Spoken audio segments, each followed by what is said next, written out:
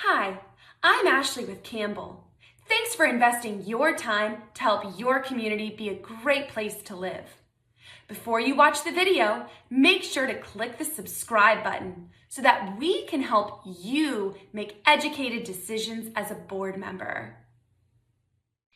My experience, for those of you who don't know me, I've been involved in managing properties for over 20 years. I'm also the Senior Director of Community Association Relations for Hotwire Communications.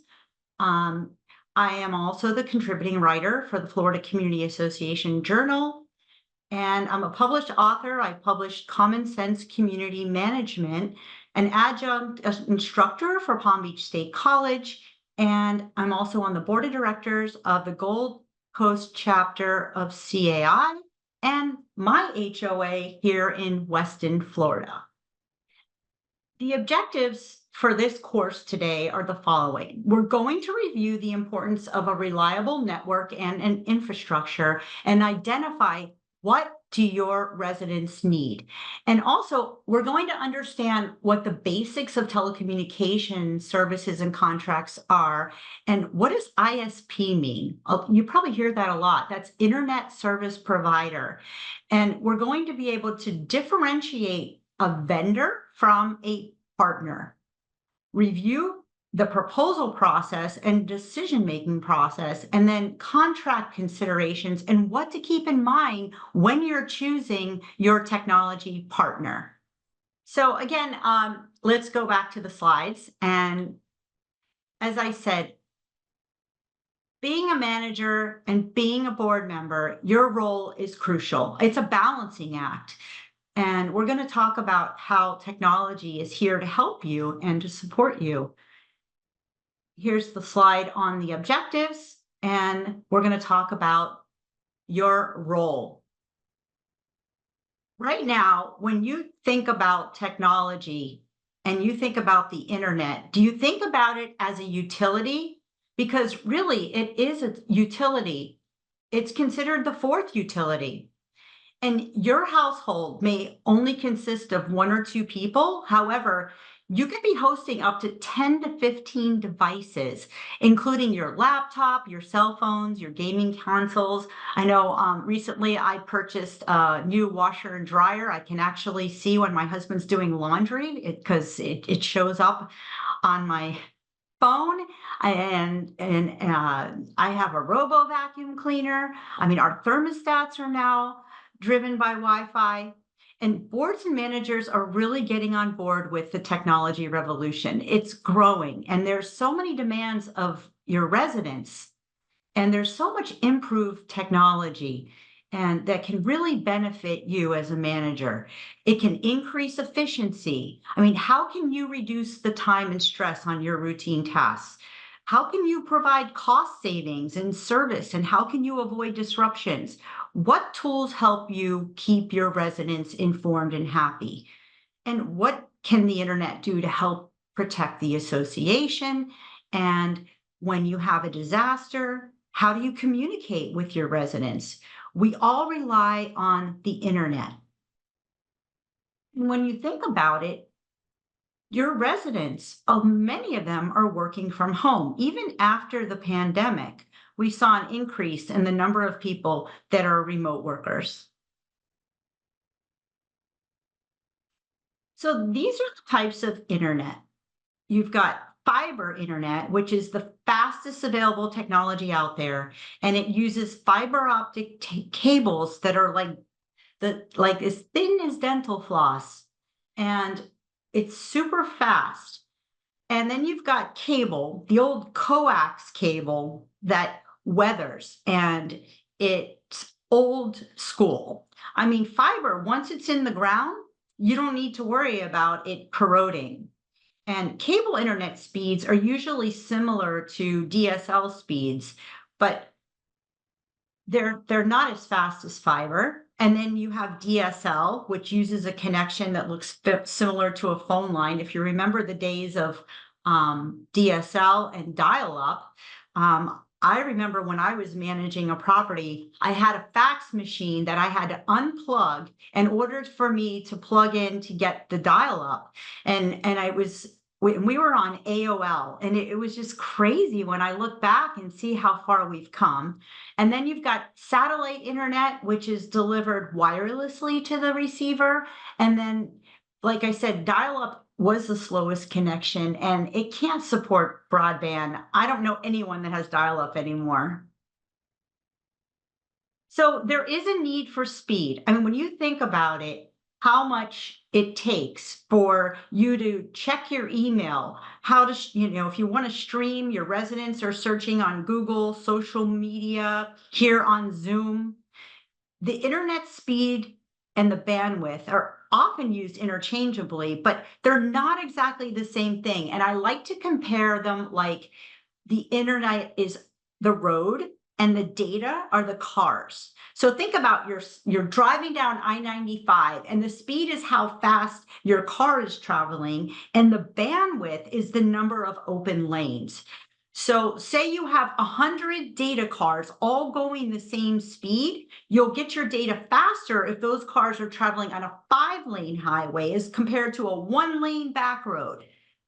Now, something that you should also consider when you're choosing a technology partner is your upload and your download speeds should be symmetrical. And how fast are they able to how fast are you able to upload and send data? So optics provides a dedicated connection, and at peak times, no one is sharing. So here's an example of how many megabytes per second it takes just to stream video on one device. 10 megabytes per second. Streaming video in HD on multiple screens could be 100 to 500 megabytes per second. So talking about fiber optics, fiber is a single, incredibly thin, durable strand of glass, and it transmits data at the speed of light. And there's so many benefits to having fiber and future-proofing your community. I mean, your building and your property can grow with it, and it can handle all the demands as things are changing, and we can see that things are evolving pretty fast. And it's a one-time installation with limitless upgrade capabilities. And the speed now is capable, like we're deploying 25 gigs right now. Fiber is weatherproof, and that's another thing. It does not deteriorate. Once it's underground, it's fully operational for decades. And it's been proven that fiber enhances property values. Home values with the fiber connection are over 3% greater. Transaction prices are over 7% higher where 1 gig or more is available. I'm going to share with you some stats that I find are fascinating. And again, think about how many of your residents are utilizing the internet on a day-to-day basis. How are your residents consuming their television and their internet today? Are they streaming? Do they have smart home devices? Are they gamers? Maybe they have a combination of all. How many residents are working remotely? How many of them are on Zoom? So the fiber internet can boost property values, and a reliable internet is now the second most desired home amenity, outranking a 2-car garage or a walk-in closet. With the US adoption at 81% and smart home devices reaching an average of 22 per home, connectivity is no longer a luxury. It is a necessity. What amenities make your community desirable? So here's the importance of a reliable and fast internet connection. You want to Go with a provider that has dedicated integrated automation, fiber optic technology, and wireless connectivity. Remember the old days of having to install your coax cable, or when your residents would move in and there were all these cords everywhere. Well, now everything is wireless. I remember when I was managing a property, I had a resident that had just moved in and remodeled her entire apartment. And she had a built in plus crown molding. And the cable operator had to disrupt all that. Those days are over. You want to make sure that your internet provider owns, and operates, and installs the fiber network, because you don't want any of this blame game or finger pointing when something does go wrong. And you want to confirm that the provider offers fiber to the home technology, utilizing end-to-end fiber optic infrastructure that allows them to offer 100 times faster gigabyte speeds than the average connection in the US that's delivered today. So think about it. What do your residents need? How are they consuming their internet? Well, what are they going to need tomorrow? We're seeing a trend where more and more people are moving to South Florida and in Florida in general, and many of them are looking for all the added amenities. Smart home technology is here to stay. They want to be able to ensure that they're going to have a fast, reliable network. So, a good internet service provider is going to offer you a full suite of services, including HD, 4K capable IPTV, voice, and home security. And now we have 5K actually. And there's a growing portfolio of high end residential communities that are looking at their amenities and ensuring that they have Wi Fi at the pool, their gyms are equipped with Wi Fi. It's all about the need for speed and having reliability, and also, most importantly, that customer support. So here's 5 things to keep in mind when you're looking for an internet service provider. 1, make sure you know what exactly your residents need and want. And a good place to start is asking them, what are their current services? Maybe there's specific channels that they like and that they don't want to do without. So make sure that the internet service provider has all those channels that are specific to your residents' needs. And maybe their connectivity is unreliable. Find out, what are their pain points? Are they experiencing unstable Zoom calls? And is it a poor streaming video experience? I mean, it could be as simple as wanting just better customer service. Maybe their on hold times are outrageous, or they get an automated attendant and they're not getting that personalized service, that concierge level of service, white glove, that they were accustomed to and that you give them as a manager. And it's all about building the relationship and making sure that the internet service provider is going to be there to hold your hand every step of the way. Okay. Include the experts in your decision-making process. A lot of people ask me, what about consultants? Well, that's totally up to you. If you want to consult with a consultant, that's great. If you have an expert in your community, if you want to develop a committee, it's really up to you on how you want to go about determining who is going to be the best service provider and enabling you to find your potential partner. And you want to be able to properly vet those potential partners. So it's paramount that you pick a partner that actually meets the needs of your residents. When you're requesting those proposals, make sure you ask those providers to prove that they have the proper personnel. Are their personnel outsourced? Do they have their personnel on their payroll? How are they going to deliver the services to your community? Do they subcontract out the services? And can they show you other communities that they serve? And can they provide those references so you can discuss this with other communities that are in the area that they currently serve?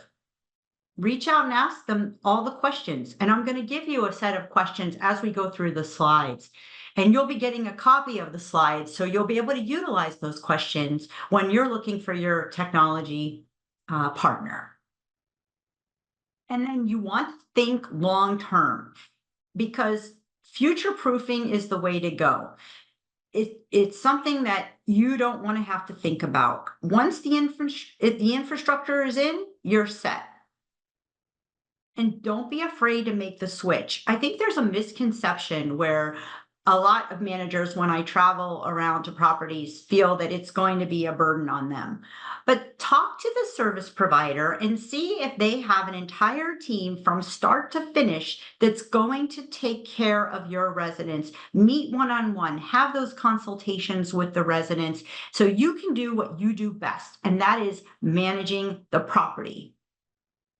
And after it's in, are they going to stay there and dedicate an account manager to help you if there's ever any questions? So here's just an example of bulk providers and other providers, and I'm not going to go through the whole slide. I have a lot of material to cover today, but you can see a comparison of bulk providers and partnering with bulk providers and coming together to make sure that your bulk contract is going to be customized and tailored for your specific community. And you want to make sure that the provider specifically serves community associations and that they're going to give you that future-proof technology.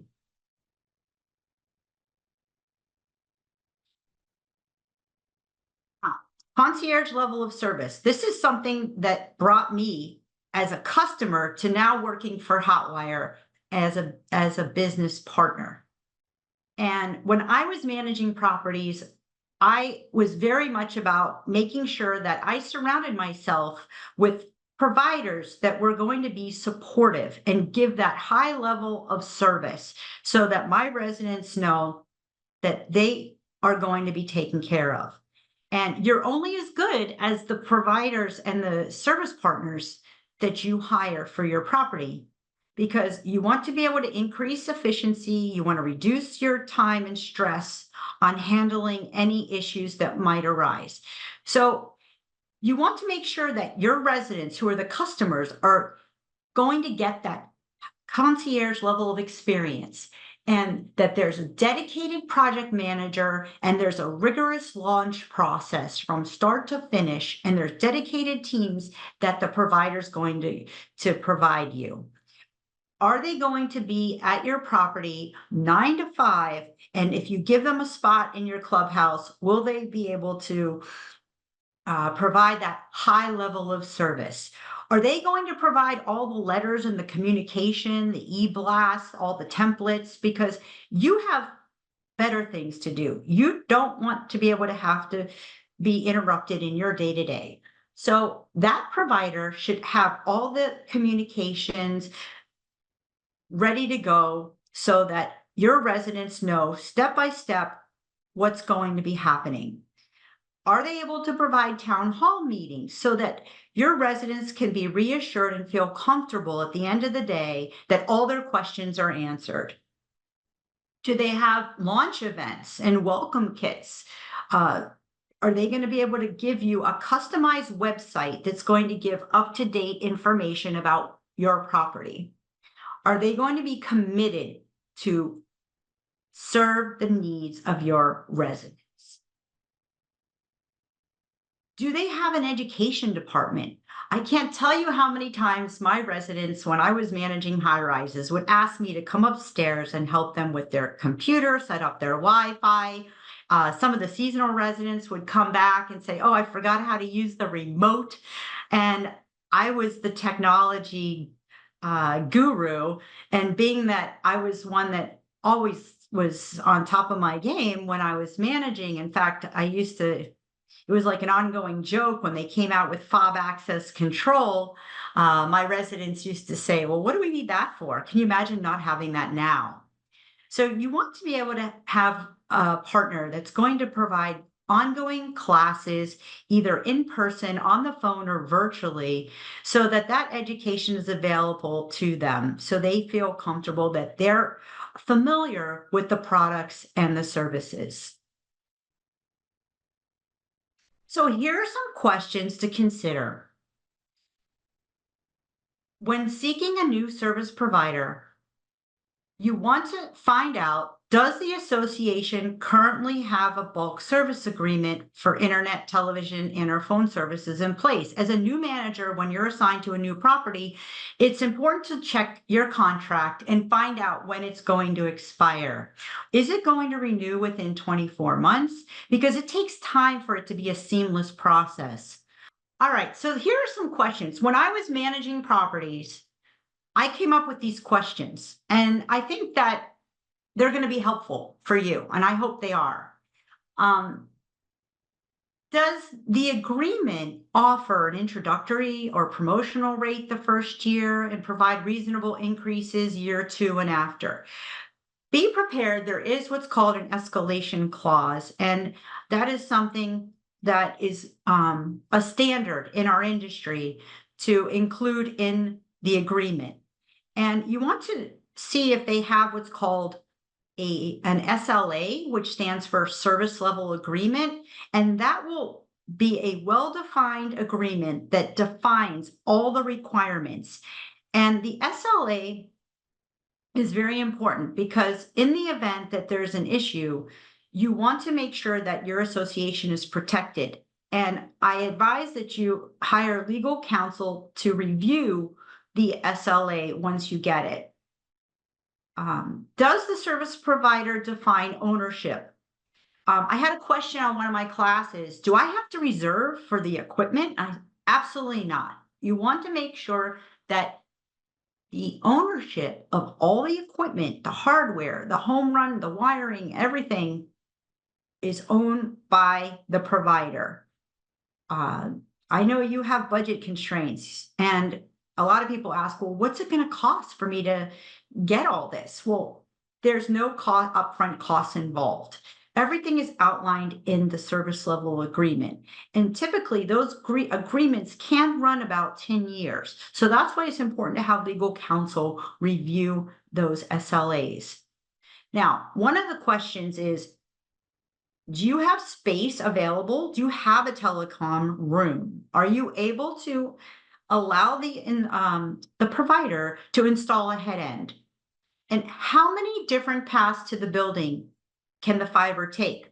Are they going to offer redundancy? If something goes down, there'll be a backup. Is there sufficient power for the fiber optic technology? And who will pay the service provider? I say, make sure you have your attorney and your CPA review your governing documents to determine how the assessments may be apportioned across the community. And what are the fees to lease or purchase the equipment, if any? Are there any incentive offers for switching providers? What are the fees for when a technician is going to come out for a non-related company service call? Does the service provider offer temporary suspensions for snowbirds and seasonal residents, or can they take their services with them? Do they offer a dedicated assigned account manager? Now, as a manager, I can tell you my dedicated account manager, she is now still with my company, and she's been with the company for 15 years. And that dedicated account manager was a game changer. It was a lifesaver for me because I knew I could always pick up the phone if I had a question. And will the service and fiber technicians and employees of the telecommunications company be direct hires? Are they on the payroll of the provider, or are they subs? Are they 1099 employees? Does the provider have dedicated technicians for your area? So if there's something that goes wrong or a resident is in need of help and they send a technician and that technician needs to come back, but he's assigned with another subcontracted company, and he has to come back, he may not be the one that they send to come back. And one thing you want is to make sure that those technicians are familiar with your property and they're consistent and that they've been with the company a long time. And is the service provider a trusted partner for hospitality facilities, sports stadiums, and government facilities? What other types of installations do they provide? Now, I'm not going to be able to go through all these because we're going to run out of time, but some of these I'll pick out. One of the things that was a game changer for me when I was managing properties was a community channel. And this was a dedicated channel that I was able to access to provide information to my residents. And it's like a bulletin board, and especially during hurricane season. How many people are glued to watching the Weather Channel and what's going on? And determining how far the hurricane is and when do we have to take in our furniture, when is everything going to be shut down. So the community channel is a great portal for your community to be able to access, and you also have the ability to send a priority message, and the residents have to hit the remote to acknowledge it for it to go away. So that was one of my game changers. And then find out if, say, you want to upgrade to surveillance cameras and you have some security upgrades that you'd like to perform. Find out if the provider offers those as well. And we talked about symmetrical speeds and also find out about their equipment. Is their equipment top of the line equipment or is it just junk? I mean, find out if the set top box can handle all, I mean, everyone's downloading apps. Does it have at least 4 MB of RAM? And what type of router are they using? And what are the capabilities of the router and the Wi-Fi? So when it comes to television channel lineups and the equipment, there's a lot of questions that residents have, and it's important that you have those questions in advance. And I say conducting a town hall meeting is probably your best bet to providing that information. And then, do they offer phone service? I know that some people still like having a hard line. And do they offer phone service for local, long distance, and international calling plans? And what other features are included?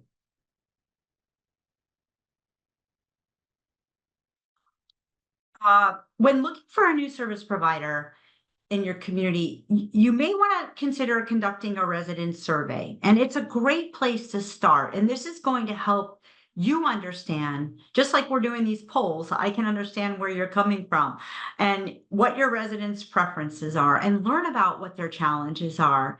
And with the current provider, is it something that they're all dissatisfied with? And get a percentage and find out. And what are their pain points? I mean, what are the needs and what are the wants? I say that a lot of people I hear are talking about, well, I'm on a Zoom meeting and it's disrupted because it's buffering. Um, I'm getting, when I was on site, I would get calls when there were outages. I'll never forget when I managed a property down in downtown Miami. It was Super Bowl Sunday, and the entire system went down. And it was a company that the developer entered into an agreement with. And I was getting calls like you can imagine. It's Super Bowl Sunday, and we had commercial restaurants and all kinds of gathering places on the ground floor. And can you imagine? I mean, this company ended up going out of business, but it was like an ongoing thing with these outages, and there was nothing that I could do about it. I couldn't get through to the 1-800 number. It was a nightmare. So who is going to help you?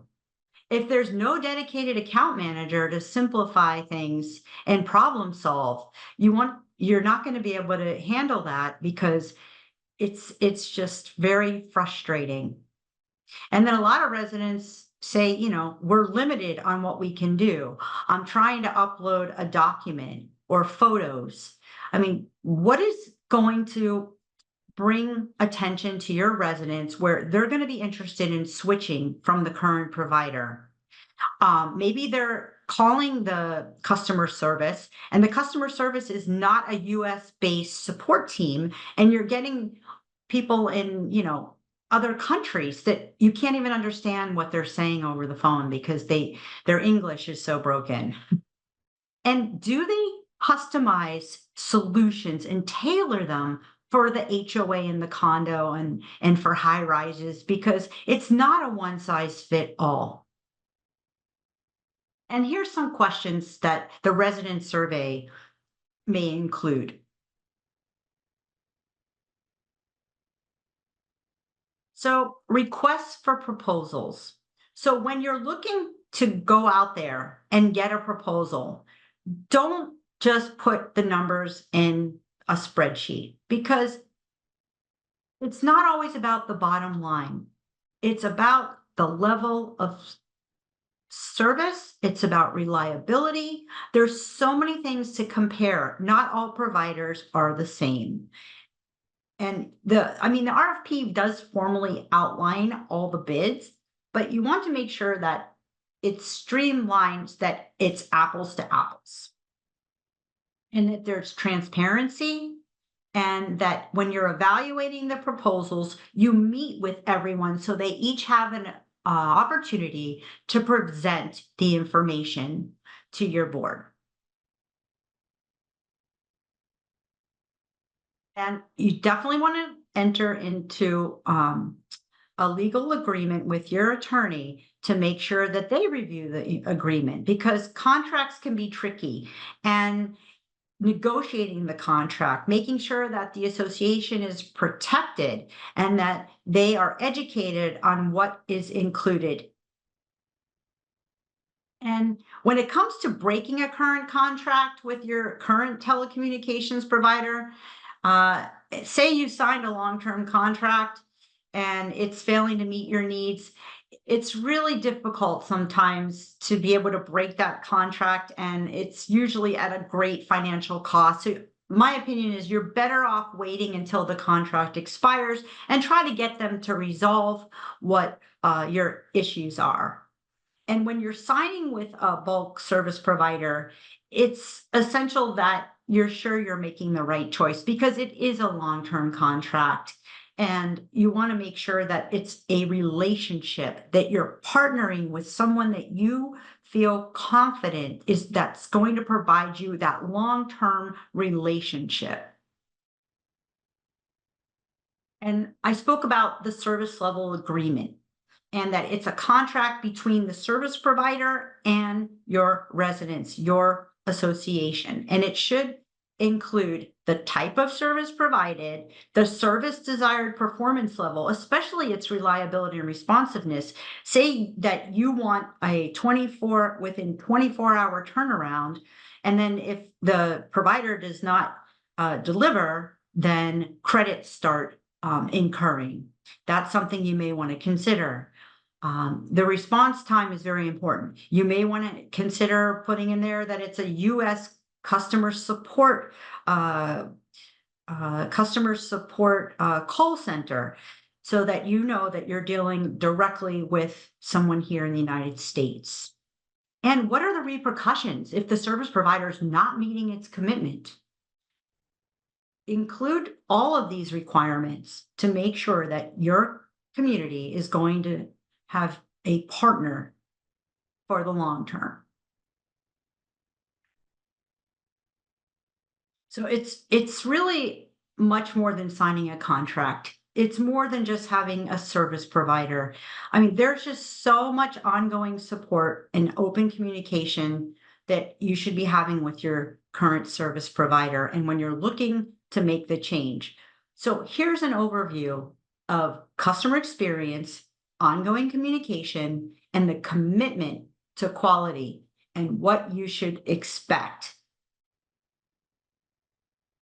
One of the things that I like is that once our communities are installed, down the road, it's good to have what's called open tables. Those open tables are great for those seasonal residents and just to sit on the property and be there to answer questions and find out if there's any need for them to upgrade. There may be some new channels that we've added along the way. It's good to have those open tables. And then when it comes to doing the project management, make sure that you're going to have a dedicated project manager and that they're going to give you the construction and installation timeline. And meeting with you on a regular basis is critical. Expect that there is a dedicated team specific for your community. It's all about partnerships.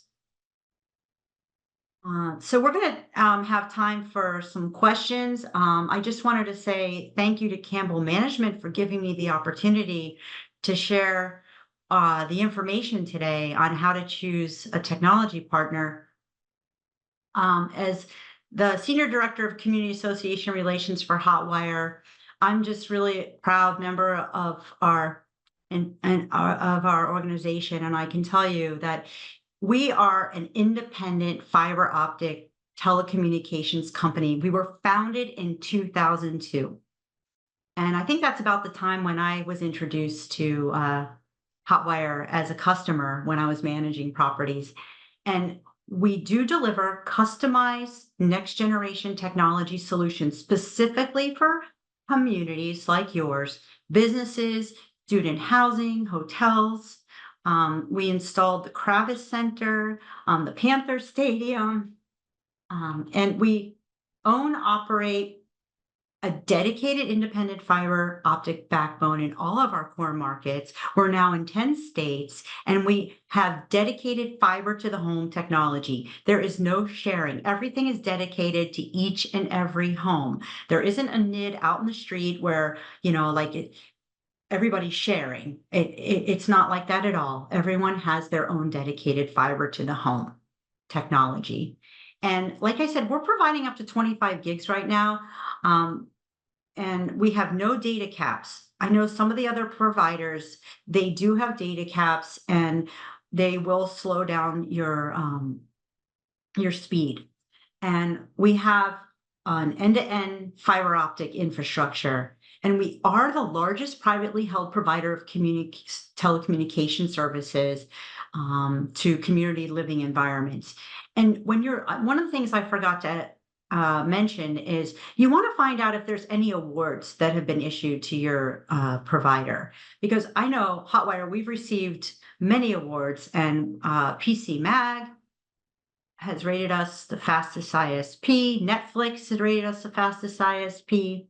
And we are the 11th largest cable company nationally.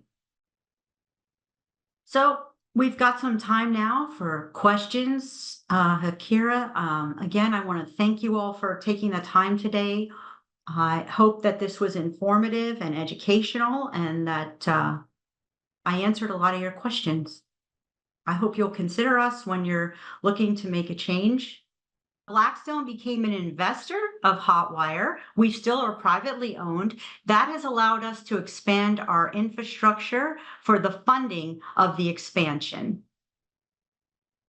I hope that answers your question. Let's see. Okay, what is the difference between routers and the box that the provider leaves for the FO? I'm not sure what that is, but I can tell you that the router is going to provide you with your Wi-Fi. You have also what's called an optical network terminal, which is the brain of it's a hub, it's the brain that's going to feed into your home. And then you have your set-top box, which now we have set-top boxes that are wireless. Let's see. Do you see a big challenge of older residents of a community that they're reluctant to adapt to technology changes? That is a big question that comes up all the time. And thank you for that question, because yes, we encounter that all the time.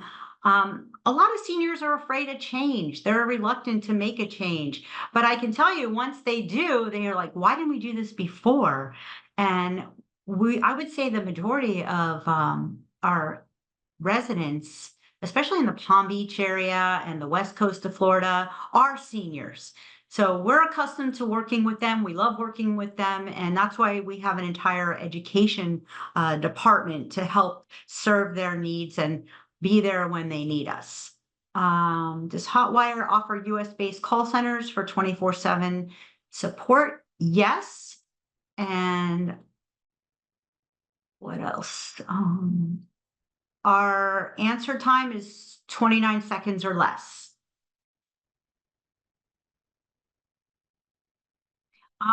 If I disconnected and buffered a few times during my presentation, it's probably because I am not at the Hotwire Technology Center. I am actually here in my home, and I do not have Hotwire here, and I would love to have Hotwire here. So thank you for bringing that up, and I wanted to clarify that when I am at the Hotwire Technology Center, I don't receive any of the buffering. Let's see. What other questions?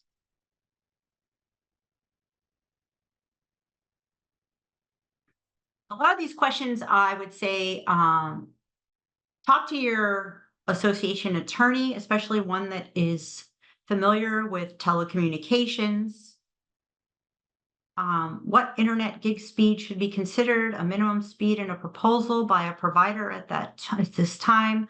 It all depends on the needs and wants of the residents and your common areas. And that's another thing that I like to talk about is, what common areas do you have? Do you have a clubhouse? Do you have a fitness center? Do you have a pool area? Are you on the beach? I mean, we'll do a full assessment of your property and evaluate what speed would be best for your property, and we'll customize and tailor the proposal for you. Let's see. There is quite a bit of savings, especially if you're a retail property and your residents are all paying retail. And if you decide to go bulk, I can tell you that there's a significant savings.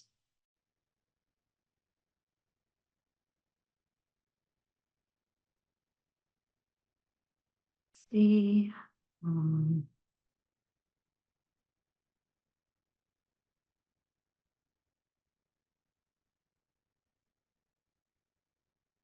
I mean, everything when it comes to, is there a base price? Everything is customized. It's all, I mean, we'll do an assessment of the property and we'll do an inspection to determine what your needs are.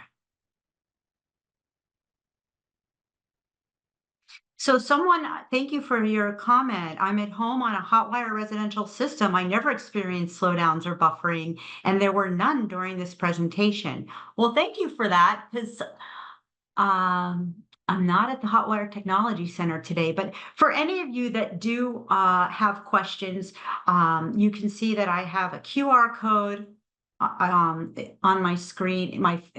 Here's my phone number, my email address, the QR code. I'll go back.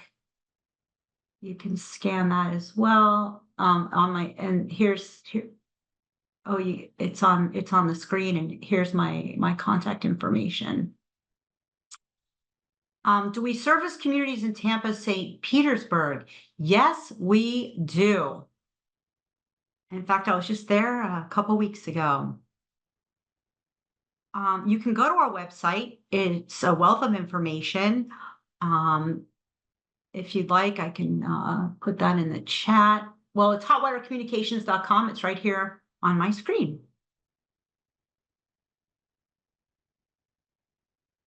And for any of you that do decide to give Hotwire an opportunity to give you a proposal, we'll be happy to invite you and your board for a tour of our facility if you're here in the South Florida area, and you'll get to tour our Network Operations Center. And it's fascinating. For those of you that are techies, you'll absolutely love it. And you'll get to see what happens behind the scenes. It's kind of like the back tour of Disney World. Is cable really necessary anymore? Should HOA offer both cable and internet, or would internet only be more cost effective? So I think what you're saying here is, should you offer video, TV, and internet? Well, it depends on the community. I would say that to me, I would say offer both. I mean, I know a lot of people are streaming now, but it really is much more cost effective if you offer both. And having that video, you're going to have that dedicated community portal that is really user friendly if you decide that you want to go with Hotwire.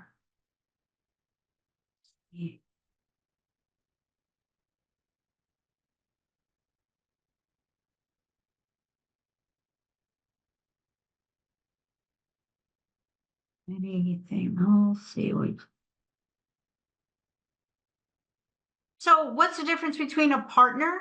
I say it's all about the relationship.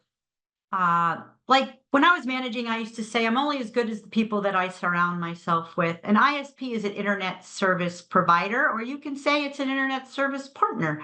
I mean, basically, you want to be able to go with a company that knows community associations specifically. I always tell the story about, I had a board that decided to go with the lowest cost roofer, and the roofer knew nothing about community associations, and it was a disaster. We ended up in legal.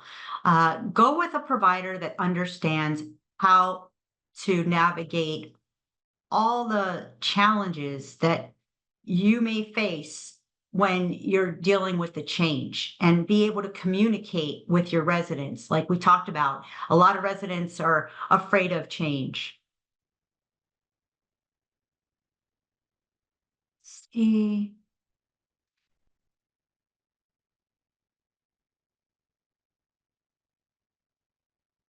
um, some of these questions are legal questions. I'm sorry, I can't answer all your questions. There's a lot of them, but a lot of them are legal questions. So I'm not going to go there. Um,